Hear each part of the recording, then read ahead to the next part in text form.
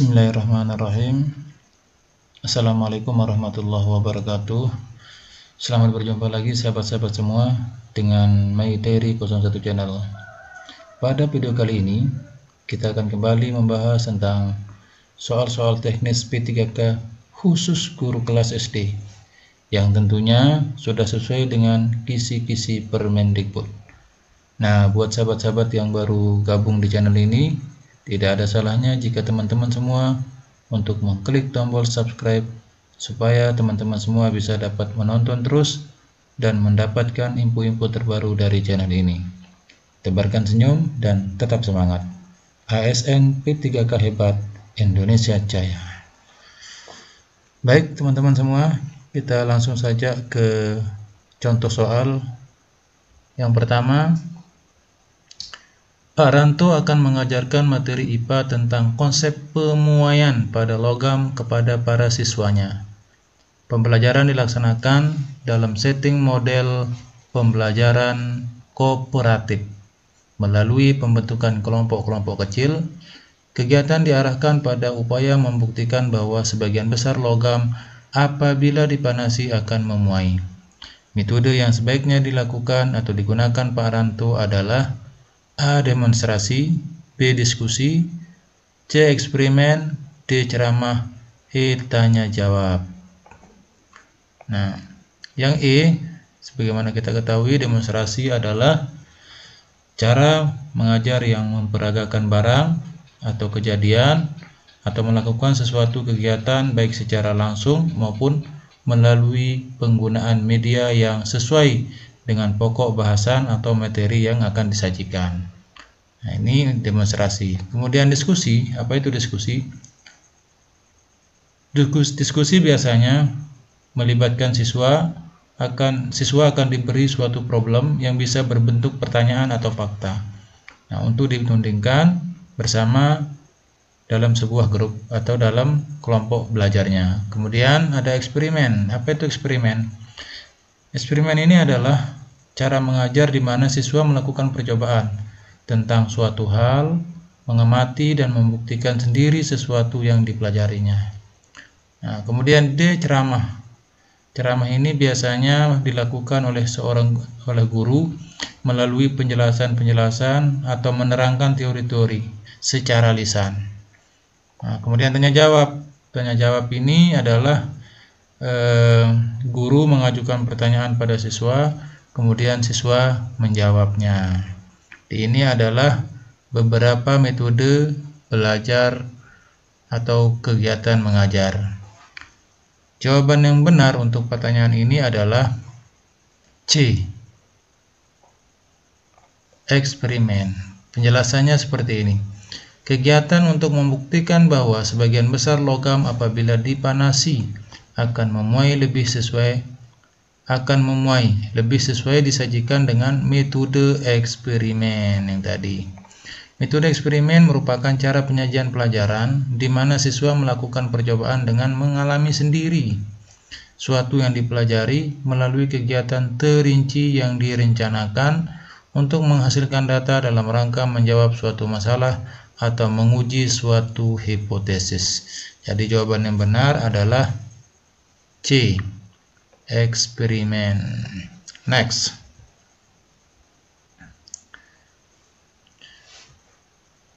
Contoh peristiwa berikut yang merupakan penerapan konsep sains kaitannya dengan teknologi, lingkungan, dan masyarakat. Kata kuncinya adalah teknologi, lingkungan, dan masyarakat. A. Penggunaan waterfast pada pemasangan keramik di lantai. Waterfast ini tidak termasuk teknologi terbaru. Kemudian penggunaan racun tikus untuk mengurangi serangan wabah dan hama tikus. Ini juga tidak termasuk teknologi. Penggunaan pompa air. Nah, ini pompa air sebagai sarana irigasi di persawahan bagi petani. Nah, mungkin bisa masuk. Kemudian penggunaan dongkrak hidrolik pada bengkel mobil. Kemudian E. Penggunaan kompresor. Ini juga teknologi pada pengisian angin pada ban sepeda motor. Nah, dalam pertanyaan ini teknologi yang diinginkan adalah yang sesuai dan bisa dimanfaatkan oleh masyarakat, yang sesuai dengan lingkungan. Kita coba lihat penjelasannya. Keterkaitan konsep sains dengan teknologi, lingkungan, dan masyarakat merupakan upaya penerapan konsep-konsep sains yang menggabungkan teknologi dan lingkungan bagi kesejahteraan masyarakat. Sini ada kata-kata kesejahteraan bagi masyarakat. Salah satu contohnya adalah penggunaan pompa air untuk mengairi area persawahan yang letaknya lebih tinggi dibandingkan letak sumber air. Teknologi pompa air digunakan untuk menjaga lingkungan sawah tetap terpelihara sumber airnya sehingga masyarakat petani tetap dapat melanjutkan penanaman padi di lahan yang sulit airnya. Jadi jawaban yang benar adalah C. Penggunaan pompa air sebagai sarana irigasi di persawahan petani. Ada kesinambungan, ada imbal balik antara manusia, lingkungan, dan teknologi. Next. Nomor 3. Di bawah ini hewan yang memiliki fase perubahan yang dialami hewan yang tidak terlalu mencolok perbedaannya. Ini kata kuncinya, pada berbagai fase perkembangan. A. Kutu daun, kipik dan jangkrik. Lalat, jangkrik, belalang. Kecoa, rayap, semut. D. Capung, semut, jangkrik. E. Belalang, jangkrik, dan kumbang. Nah, kita lihat penjelasannya. Perubahan yang dialami hewan tidak terlalu mencolok.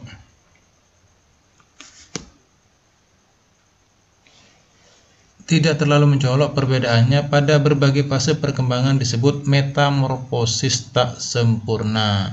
Jadi contohnya kepik, jangkrik, dan belalang capung, kutu daun, jangkrik, belalang sembah, kecoa, rayap, dan kutu rambut. Nah, ini adalah beberapa hewan yang perkembangannya atau metamorfosisnya tak sempurna. Nah, contohnya kepik, ini jangkrik, kutu daun ini punya ciri-ciri sama. Biasanya mulutnya berbentuk jarum dan tidak mengalami metamorfosis sempurna. Jadi jawaban yang benar adalah A. Kutu daun, kepik, dan jangkrik. Next. Daur hidup kupu-kupu yang benar adalah 1. Imago, ulat, telur, kepompong. Telur, ulat, kepompong, kupu dewasa. Telur, kupu muda, pupa, kupu dewasa. Kemudian ada larva, pupa, telur, imago. Lalat dewasa, telur, larva, lalat muda. Jawaban yang benar adalah B. Kita lihat jawaban A. Imago, kupu-kupu dewasa. Ulat, tidak mungkin dia dari kupu-kupu dewasa langsung ke ulat. Pasti dulu ke telur, baru ke ulat atau kepompong dan kepompong. Kemudian B, ini sudah tidak mungkin. Dari telur ke ulat. Ular, telur, ulat, kepompong, kupu-kupu dewasa. Jadi ini sudah benar. Dari telur, setelah jadi telur baru dia ke ulat, terus ke pompong, dan yang terakhir adalah kupu-kupu dewasa. Jadi yang benar adalah jawaban B. Next. Nah, ini dia gambar metamorfosis kupu-kupu. Di daur hidup kupu-kupu adalah mulai dari telur, kemudian larva atau ulat, kemudian pupa itu sama dengan kepompong, dan imago sama artinya dengan kupu-kupu dewasa. Nah, nomor 5, perhatikan langkah-langkah pembuatan keramik sebagai berikut. Jadi ini ada 7 langkah cara membuatkan atau urutan membuat keramik yang benar. Kita lihat yang nomor A. Nomor A adalah nomor 1, keramik tanah liat yang masih berupa bubuk harus diolah terlebih dahulu dengan cara disaring dalam kondisi basah. Kemudian pilihan yang kedua, 4. Lanjut ke 4, tanah dijemur selama 1-2 minggu hingga menjadi semakin liat dan tanah harus disimpan di dalam plastik yang terlindung dari cahaya. Benar. Dan nomor 7, pembentukan tanah liat sesuai dengan kreativitas masing-masing. Benar. Dan nomor 2, keramik dikeringkan dengan cara diangin-anginkan. Benar. Kemudian nomor 3, keramik dibakar selama 9 jam pada suhu 900 derajat Celcius. Juga sudah benar. Kemudian nomor 6, keramik dibakar dilakukan pada suhu 1220 derajat Celcius selama 10 jam. Nah, ini yang keliru. Seharusnya keramik dihaluskan dan diwarnai sesuka hati. Jadi harusnya ini dulu nomor 5 baru ke nomor 6. Jadi ini salah. Kemudian nomor B, nomor 1, 4, 7, 3. Ini juga salah. Keramik dibakar selama 9 jam pada suhu 900 derajat Celcius. Baru pindah ke nomor 2, keramik dikeringkan dengan cara diangin-anginkan. Seharusnya dikeringkan dulu baru dibakar. Salah. Kemudian nomor C, yang bagian C, 1, 2, 1, 4, 7, 2. Ini juga benar. 6. Nah, 2 ke 6, keramik dikeringkan dengan cara diangin-anginkan. Baru keramik dibakar dilakukan pada suhu 1220 derajat Celcius selama 10 jam. Setelah itu baru ke nomor 3, keramik dibakar selama 9 jam pada suhu 900 derajat Celcius. Setelah itu pindah ke nomor 5, keramik bisa dihaluskan diwarnai sesuka hati. Juga salah. Ya, nomor 4, nomor D. Yang bagian D, ini 1 benar, 4 juga benar, 7 benar, 2 benar, 3. Keramik dibakar selama 9 jam pada suhu 900 derajat Celcius. Sudah benar. Kemudian nomor 5, keramik bisa dihaluskan dan diwarnai sesuka hati. Setelah itu baru keramik dibakar dilakukan pada suhu 1224 derajat Celcius selama 10 jam untuk mendapatkan hasil yang maksimal. Jadi jawaban yang benar adalah D. Keramik yang pertama, tanah liat yang masih berupa bubuk harus diolah. Kemudian pindah ke nomor 4, tanah dijemur selama 1-2 minggu. Setelah itu nomor 7, pembentukan tanah liat sesuai dengan kreativitas masing-masing. Dilanjutkan ke nomor 2, keramik dikeringkan dengan cara diangin-anginkan. Terus nomor 3, keramik dibakar selama 9 jam pada suhu 900 derajat Celcius. Lanjut ke nomor 5, keramik bisa dihaluskan dan diwarnai sesuka hati. Barulah setelah itu keramik akan dibakar pada suhu 1220 derajat Celcius selama 10 jam supaya hasilnya permanen. Next. Alat untuk merubah arus DC menjadi AC adalah, nah ini jangan sampai keliru. AC ke DC. DC menjadi AC. Nanti jangan keliru AC menjadi DC. A. Transformator. Kemudian B. Inverter. C. Transistor. D. Kapasitor. E. Baterai. Kita lihat penjelasannya. Apa itu transformator? Transformator ini sering disingkat dengan trafo. Adalah salah satu alat listrik yang dapat mengubah taraf suatu tegangan AC ke taraf yang lain. Jadi AC ke DC misalnya. Ya. Kemudian inverter mengubah DC ke AC dan juga mengubah tegangan. Dan transistor komponen elektronik yang digunakan untuk penguat, sebagai sirkuit pemutus, sebagai penyambung, sebagai stabilitas tegangan, modulisasi sinyal dan lain-lain. Ini fungsi atau penjelasan tentang transistor. Kemudian kapasitor sering juga disebut dengan kondensator. adalah komponen elektronik pasif yang dapat menyimpan energi atau muatan listrik dalam sementara waktu. Nah, kemudian ada baterai, alat yang dapat merubah energi kimia yang disimpannya menjadi energi listrik yang dapat digunakan oleh suatu perangkat elektronik. Jadi jawaban yang benar adalah inverter. Inverter, jawaban B. Nah, jadi ingat teman-teman, nanti jangan sampai keliru perubahan arus ini. Kadang-kadang AC yang kita ketahui adalah AC ke DC, tapi ini pertanyaannya adalah dari DC menjadi AC, sehingga jawaban yang benar adalah inverter. Next.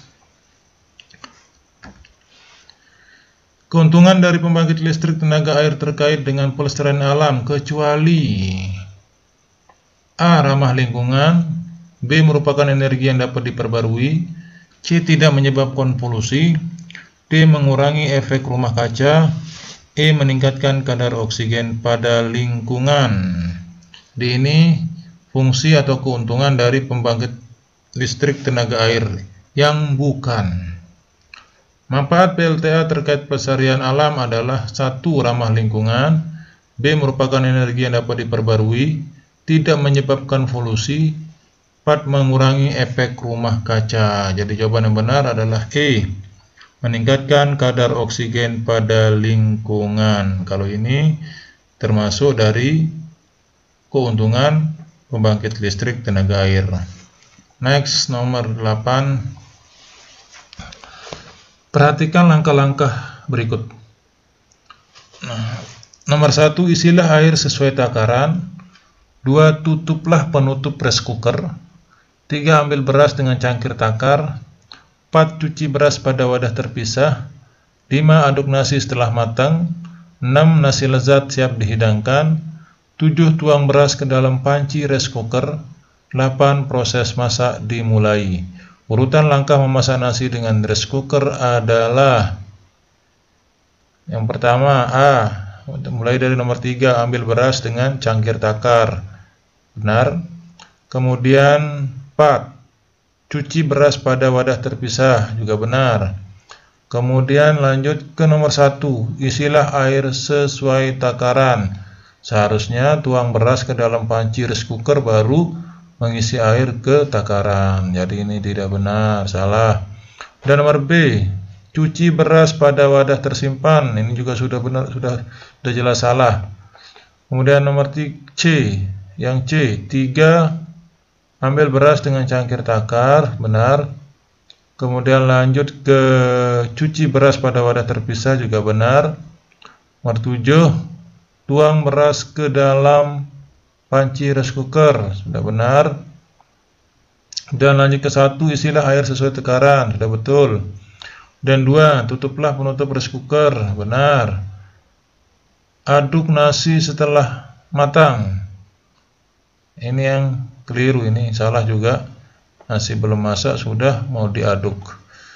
Nomor D, 3, ambil beras dengan cangkir takar. Cuci beras pada wadah terpisah. Tuang beras ke dalam panci rice cooker. Benar.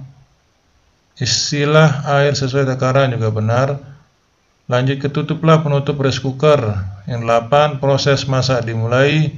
5, aduk nasi setelah matang. 6, nasi lezat siap dihidangkan. Jadi yang E juga tidak perlu kita baca karena sudah ada jawaban benar, yakni D. Ya, next. Perhatikan pernyataan-pernyataan berikut ini. 1. Tanaman yang dihasilkan memiliki perakaran yang kuat. 2. Dapat menghasilkan varietas-varietas baru. 3. Kualitas tanaman baru dapat diketahui setelah tanaman berbuah. 4. Tanaman baru yang dihasilkan belum tentu memiliki sifat yang sama dengan induknya. 5. Biaya yang dikeluarkan relatif murah. 6. Umur tanaman akan lebih lama. 7. Varietas yang baru muncul belum tentu lebih baik. 8. Waktu berbuah lebih lama. Pernyataan di atas yang merupakan kelebihan teknik perkembangbiakan tumbuhan secara generatif. Ini secara generatif. Apa itu pertumbuhan secara generatif? Nah, perlu kita ketahui pengertian pertumbuhan secara generatif. Jadi generatif ini adalah cara perkembangbiakan secara makhluk hidup dengan cara peleburan sel kelamin jantan dengan sel kelamin betina melalui proses perkawinan atau fertilisasi sehingga berbentuk zigot yang akan berkembang menjadi individu baru. Nah, pertanyaannya adalah kelebihan teknik perkembangbiakan secara generatif. Kita lihat A. 1. Tanaman yang dihasilkan memiliki perkara yang kuat. 2. Dapat menghasilkan varietas-varietas baru. 3. Kualitas tanaman baru dapat diketahui setelah tanaman berbuah. Dan 6. Umur tanaman akan lebih lama. Kita langsung saja ke penjelasannya. Nah, ini dia. Kelebihan perkembangbiakan tanaman secara generatif ini antara lain 1. Tanaman yang dihasilkan memiliki perakaran yang kuat. Jadi yang nomor 1 benar. Kemudian biaya yang dikeluarkan relatif murah. Umur tanaman akan lebih lama. Dapat menghasilkan varietas-varietas baru yaitu dengan cara menyilang. Kelemahannya adalah tanaman baru yang dihasilkan belum tentu memiliki sifat yang sama dengan induknya. Varietas yang baru muncul belum tentu lebih baik. Waktu berbuah lebih lama. Kualitas tanaman baru diketahui setelah tanaman berbuah. Dan jawaban yang benar adalah B. Kita lihat B. 1.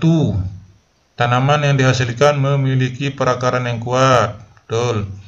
Kemudian nomor 2. Dapat menghasilkan varietas-varietas baru. Kemudian 5. Biaya yang dikeluarkan relatif murah. Dan 6 adalah umur tanaman akan lebih lama. Jadi selain ini adalah efek negatif atau dampak negatif dari perkembangbiakan generatif. Next, nomor terakhir. Hewan yang memiliki ciri-ciri tubuh terdiri dari kepala dan perut beruas dan pada tiap ruas ada sepasang kaki adalah A. Laba-laba, B. lipan, C. belalang, D. kecoa, E. kupu-kupu. Jawaban yang benar adalah lipan. Kita lihat penjelasannya. Ciri-ciri kelabang atau lipan: kaki beruas-ruas, tubuh terbagi menjadi kepala, dada, dan abdomen. Setiap ruas memiliki sepasang alat embelan. Tubuh sefalotoraks dan abdomen yang panjang. Kaki satu pasang pada setiap segmen abdomen. Antena satu pasang dan memakan binatang yang lebih kecil. Inilah ciri-ciri dari kelabang atau lipan. Pertanyaannya adalah tubuh terdiri dari kepala dan perut. Kemudian tubuhnya beruas, pada tiap ruas terdapat satu pasang kaki. Sehingga jawaban yang benar adalah lipan. Demikian video kita kali ini. Terima kasih sudah menonton. Assalamualaikum warahmatullahi wabarakatuh.